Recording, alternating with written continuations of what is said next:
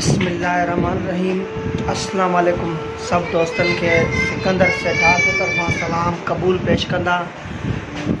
यकीन कयो त असांजो जेको फ़नकार आहे शमन अली मीराली साहब, तव्हांखे ज़रूरु इंतज़ारु हूंदो शमन अली मीराली साहब जे नए एल्बम जे बारे में। अचो दोस्तो, देर न कयो, हिन वीडियो खे मुकमल एंड ताईं ॾिसो। सभ खां पहिरियों तव्हां मुंहिंजे यूट्यूब चैनल खे सब्सक्राइब कंदा सिकंदर सेठा जे नाले सां। यकीन कयो दोस्तो, शमन अली मीराली साहब वीडियो कॉल ते ॻाल्हाईंदे चयो त सिकंदर भाउ, जेको मुंहिंजो हे जेको नओं एल्बम आहे, त हीउ जेको नओं एल्बम ईंदो त सभ खां चेंज हूंदो ऐं हिन म्यूज़िक चेंज आहे, शाइर नवां चेंज आहिनि ऐं तमामु बहितरीनु शाइर रखिया विया आहिनि ऐं तमामु बहितरीनु सिंधवासियुनि जे लाइ हीअ एल्बम धमाकेदार हूंदो। ऐं यकीन कयो शमन अली मीराली साहब इहो बि चयो त हिन एल्बम में काफ़ी शाइरनि जी महिनत थियल आहे ऐं काफ़ी जेके कंपनी जा प्रोडक्शन आहिनि, रियाज़ अली मीराली साहब, उनजी बि वॾी हिन एल्बम में महिनत थियल आहे। ऐं यकीन कयो त हीअ एल्बम जेको रिलीज़ थींदो तमामु जल्दी रिलीज़ कयो वेंदो एल्बम SM प्रोडक्शन में यूट्यूब चैनल ते, जेको मीराली साहब जो पंहिंजो चैनल आहे यूट्यूब, उन ते तव्हांखे नवां गाना मीराली साहब जा मिली वेंदा तमामु जल्दी। ऐं हिन जी जेका रिकॉर्डिंग कई आहे मुस्कान स्टूडियो, मुस्कान स्टूडियो तमामु बहितरीनु स्टूडियो आहे हाकिम अली साहब चन्ने जो। काफ़ी फ़नकार ऐं काफ़ी सिंगर जेके आहिनि उन स्टूडियो में रिकॉर्डिंग करनि पिया।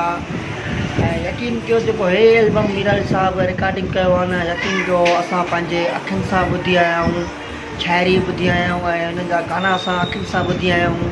असांखे तमामु बहितरीनु पसंदि अची विया आहिनि। ऐं हिन एल्बम में जेके गाना आहिनि, तव्हांखे इहा बि ख़बर न हूंदी त हिन एल्बम में गाना घणा आहिनि। मीराली साहब जा हिन एल्बम में गाना आहिनि 25।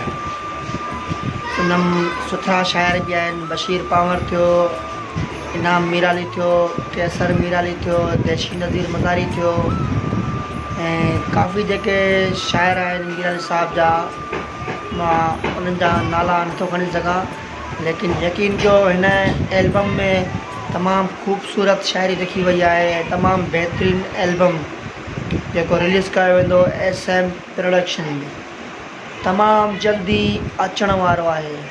ऐं केतिरा ई मीराली साहब जा परस्तार हूंदा ऐं केतिरा मीराली साहब जा चाहींदड़ हूंदा त मूंखे हिन कमेंट्स में ज़रूरु जवाबु ॾींदा ऐं केतिरा मीराली साहब जे न्यू एल्बम जा इंतज़ारु करनि था। ऐं यकीन कयो असांखे ॾाढी ख़ुशी आहे मीराली साहब जे न्यू एल्बम जे बारे में। असां पाण मीराली साहब जा ॾाढा परस्तार आहियूं, फ़ैन आहियूं, असां बि उन्हनि जा गाना ॿुधंदा आहियूं। असांजो बि म्यूज़िक सेंटर आहे शिकारपुर शहर में। ऐं यकीन कयो मीराली साहब तमामु बहितरीनु इंसानु आहे, बहितरीनु आर्टिस्ट आहे, बहितरीनु सिंगर आहे, तमामु बहितरीनु सुर जा गाना ॻाईंदो आहे। तमामु बहितरीनु जेके गाना मीराली साहब जा असां ॿुधंदा आहियूं त असांजे दिलि खे मज़ो ईंदो आहे। उनजो इंतज़ारु काफ़ी परस्तारनि खे, काफ़ी शाइरनि खे बि हूंदो आहे। केतिरा ई मीराली साहब जा परस्तार हूंदा पाकिस्तान में, दुबई में, सऊदी में, इंडिया में, मतिलबु जिते बि रहनि पिया तमामु ख़ुशि हुजनि, आबाद हुजनि। असांजी वीडियो जेका तव्हांखे पसंदि आई हुजे त असांजे चैनल खे सब्सक्राइब बि कंदा ऐं लाइक बि कंदा ऐं दोस्तनि ताईं शेयर बि कंदा। ऐं जेके असांजी न्यू वीडियो ईंदियूं, फ़नी वीडियो अपलोड कंदासीं, उहे बि तव्हां ताईं तमामु जल्दी पुॼी वेंदियूं। ऐं इंशाअल्लाह असांजी जेका हर वीडियो आहे उन वीडियो खे मुकमल एंड ताईं तमामु दोस्तनि खे गुज़ारिश आहे त एंड ताईं मुकमल ॾिसनि। ऐं यकीन कयो मिलंदासीं तमामु जल्दी अॻिले वीडियो में। सिंध सलामत, जीअं पाकिस्तान, जीअं सिंध जी आवाम, जीअं असांजा सिंधी भाइर, जीअं असांजा उर्दू भाइर, सभु मुस्लमान ख़ुशि हुजनि, हमेशह आबाद।